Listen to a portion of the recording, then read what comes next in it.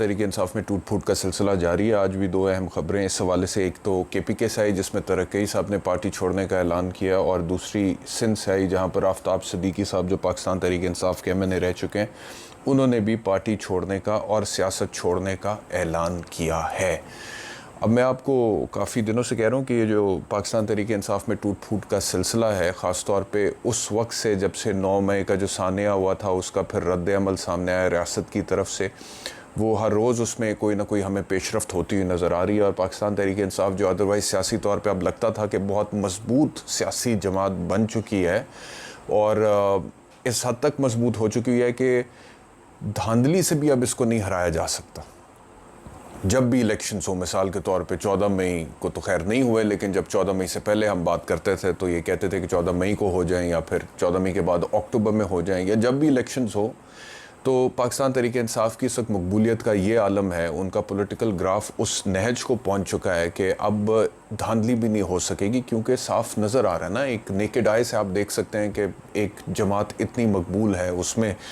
लोग इस तरह जुड़े हुए हैं, और उसकी जो मकबूलियत है वो उसमें दिन ब दिन इजाफा होता चला जा रहा है। और दूसरी तरफ PDM की जो 13 जमातें थीं, वो इकट्ठी होने के बावजूद और हुकूमत में होने के बावजूद और इस्टेब्लिशमेंट के साथ एक पेज सलामत होने के बावजूद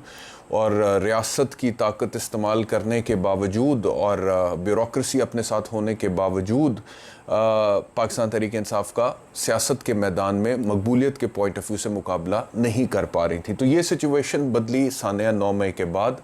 और उसके बाद जो कुछ हुआ वो आपके सामने है। पाकिस्तान तहरीक इंसाफ के मुख्तलिफ जो रहनुमाए, जो लीडर्स हैं मुख्तलिफ सूबों से, वो प्रेस कॉन्फ्रेंसेस करते हैं। कुछ तो उनकी बॉडी लैंग्वेज देख के लगता है कि वो बड़े दबाव में हैं, और दबाव की वजह से वो पार्टी छोड़ने का भी ऐलान कर रहे हैं। और वो दबाव इस वजह से आपको नज़र आ जाता है क्योंकि वो रो ही पड़ते हैं प्रेस कॉन्फ्रेंस करते हुए, उन आप दीदा हो जाते हैं, आवाज़ भर आती है। अली जैदी साहब ने कहा कि मुझे गोली मार दें अगर मेरी इमरान खान की ज़िंदगी में पाकिस्तान तहरीक इंसाफ मुझसे छुड़वानी है, तो फिर वो नहीं छोड़ी उन्होंने। और उसके बाद फौरी खबर आई कि वो जो सब जेल उनके घर को करार दिया गया था, उनको वापस जेल भिजवा दिया गया। आज by the way Ali Zaidi साहब की जो बेगम साहब हैं, वो एक मीडिया टॉक कर रही थी, और वो कह रही थी कि उनके जो वालिद साहब हैं, यानी कि अली जैदी साहब की जो ससुर है, उनका सोइम था, और अली जैदी साहब का हमें कुछ पता नहीं है। तो बहरहाल पाकिस्तान तहरीक इंसाफ के ऊपर आजकल सख्ती तो बहुत है, और टेस्टिंग टाइम्स है, और मुश्किल वक्त है, और वो पार्टी एक हंसती, मुस्कुराती, नाचती, गाती, खिलखिलाती, खुशियाँ मनाती पार्टी, और ज़बान पाक लाहौर में वो खैमा बस्ती, और जितने भी वो जलेबियाँ निकल रही हैं, दूध पत्तियाँ बनाई जा रही हैं, लोग एक दूसरे से मिल रहे हैं, एक मेले का सा समय है, वो सारा उजड़ गया। वहाँ पे कुछ भी नहीं है, वो ऑपरेशन क्लीन अप हो चुका हुआ है वहाँ पे। अब ना कोई खैमे हैं, ना कोई कंटेनर्स है, ना कोई खैमा बस्ती है, ना कोई जलेबियाँ निकल रही हैं, ना कोई दूध पत्तियाँ वहाँ पे चल रही हैं। इमरान खान साहब अकेले हैं, और अंदर उनके कुछ प्राइवेट सिक्योरिटी होगी, उनकी फैमिली है, और पाकिस्तान तहरीक इंसाफ के कारकुनान, उनके वर्कर्स, और इमरान खान साहब की जो पब्लिक सपोर्ट थी वो अब वहाँ पे शो अप नहीं कर रही है। और वो हालात जिस तरह के हैं, यकीनी तौर पे हर शख्स जो है वो इस वक्त एक इनसिक्योरिटी का शिकार है, वहाँ जाने से घबरा रहा है। तो एक तो ये है, लेकिन मैं सिर्फ ये सोच रहा था कि ये जो सियासी जमातें होती हैं ना जी, मिसाल के तौर पे अगर मियाँ नवाज़ शरीफ, जब मुशर्रफ साहब का कू हुआ था, और उसके बाद फिर मियाँ नवाज़ शरीफ साहब अग्रीमेंट मुआहदा करने के बाद चले गए थे, और उसके बाद फिर वो सियासत से आउट हो गए थे। वो एक अग्रीमेंट किया था उन्होंने 10 साल का, और उसके बाद फिर पाकिस्तान मुस्लिम लीग नवाज़ के बहुत सारे लोग, बहुत बड़ी तादाद में पाकिस्तान मुस्लिम लीग काफ में चले गए थे, और जो थोड़े बहुत बच्चे थे वो आटे में नमक के बराबर थे, और उन्होंने वो जो थोड़े से थे आटे में नमक के बराबर पाकिस्तान मुस्लिम लीग नवाज़ को ज़िंदा रखा, उसका नाम सियासी तौर पे ज़िंदा रखा। लेकिन इवेंचुअली जब मुशर्रफ साहब का दौर गया, वकला तहरीक चली, और मुशर्रफ साहब को छोड़ना पड़ा इक़्तिदार, और उसके बाद फिर 2008 के इलेक्शंस हुए और पाकिस्तान पीपल्स पार्टी आ गई, तो पाकिस्तान मुस्लिम लीग नवाज़ वफाक में तो उस वक्त नहीं आ सकी थी, लेकिन पंजाब में फ़ौरी तौर पे उन्होंने हुकूमत बना ली थी, और मियाँ शहबाज साहब वहाँ पे वज़ीर आला पंजाब बन गए थे। फिर 2013 में वफाक में भी बना ली और पंजाब में भी बना ली। तो सियासी जमातों की ज़िंदगियों में और सियासी लीडर्स की ज़िंदगियों में ऐसे वक्त आते जाते रहते हैं। पाकिस्तान तहरीक इंसाफ के साथ कुछ हुआ ही है कि द राइज़